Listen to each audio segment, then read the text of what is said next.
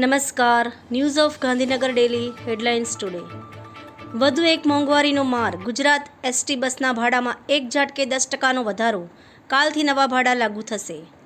2025 ભારત માટે સૌથી ગરમ વર્ષ રહેશે. હવામાન વિભાગની આગાહી. આ વખતે હીટવેવના દિવસો બમણા.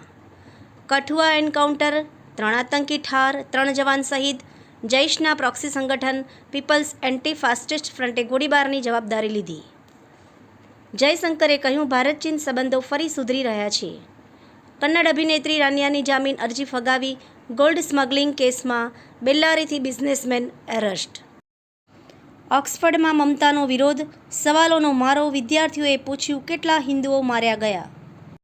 તંત્રીલેખ. ભારતનું આગામી 5 વર્ષમાં વિશ્વના ટ્રેડ ગ્રોથમાં 6%થી વધુ યોગદાન રહેશે. વૈશ્વિક અનિશ્ચિતતાઓ આર્થિક વિકાસ માટે ખતરા સમાન.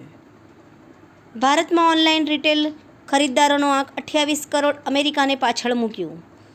અમેરિકાએ ચીનની સાથે સાથે ભારત પણ ફેન્ટાનિલના ઉત્પાદનનો મુખ્ય સ્ત્રોત હોવાનું કહીને હડકંપ મચાવ્યો. પીએમ આશા યોજના 2025-26 સુધી લંબાવવામાં આવી. હેપી સ્પેરો વીક 2025 અંતર્ગત પ્રકૃતિના જતન અને પક્ષીઓના સંરક્ષણ અંગે માર્ગદર્શન કાર્યક્રમ યોજાયો. એનઓજી સાહિત્ય સરિતા ગ્રુપ. વિષય અવકાશયાત્રી સુનિતા વિલિયમ્સ. એના ઉપર સર્જકોની ખૂબ જ સુંદર વિવિધ સ્વરચિત રચનાઓ. હાય રબ્બા, બડી બેગમને યે ક્યા કાંડ કર દિયા. વાંચવા જેવો લેખ, જાણવા જેવું ભરત વૈષ્ણવ. સિહોલી મોટી પ્રાથમિક શાળાના 135 જેટલા બાળકોએ પ્રાતેનમાં પ્રાકૃતિક કૃષિ મોડલ ફાર્મની મુલાકાત લઈ પ્રાકૃતિક ગાય અને પ્રાકૃતિક ખેતી અંગે રસપ્રદ માહિતી મેળવી. વેરો ભરપાઈ કરવા દોડધામ. મિલકત વેરો નહીં ભરવા બદલ મનપા દ્વારા એક સાથે 99 મિલકતો સીલ કરવામાં આવી. રખડતા કૂતરાઓની સમસ્યા અંગે મહત્વપૂર્ણ બેઠક.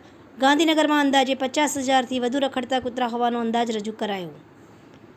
રાજ્યના શિક્ષણ મંત્રી પ્રફુલ પાનસેરિયાનું નકલી ફેસબુક એકાઉન્ટ. ઊંઝા નજીક એઠોર ગામમાં ત્રિદિવસીય સુકનમેળો. 35 ગ્રામના શુદ્ધ ઘીના લાડુનો પ્રસાદ અને માત્ર 20 રૂપિયામાં ભોજન મળશે. અમદાવાદના ચાંદખેડામાં ભયાનક અકસ્માત. બસની પાછળ ઘૂસી જતા કારનું પડીકું વળી ગયું. એકનું મોત. હિંમતનગર નગરપાલિકાના ફાયર બ્રિગેડના જવાનો સ્કાઉટ ગાઈડને અકસ્માતમાં કેવી રીતે મદદરૂપ થવું અને કેવી રીતે બચવું તેની પ્રેક્ટિકલ માહિતી આપી. તેરા તુજકો અર્પણ. જાણવા જેવું. ચકલી બચાવો અભિયાન. મહિલા કોર્પોરેટર ડિમ્પલબેન રાવલની મહેનત રંગ લાવી. 10,000થી વધુ માળા અને કુંડાનું કરાયું વિતરણ. આભાર મીનાક્ષી રાવલ. ગાંધીનગર. ન્યૂઝ ઓફ ગાંધીનગર દૈનિક જન ફરિયાદ ન્યૂઝ.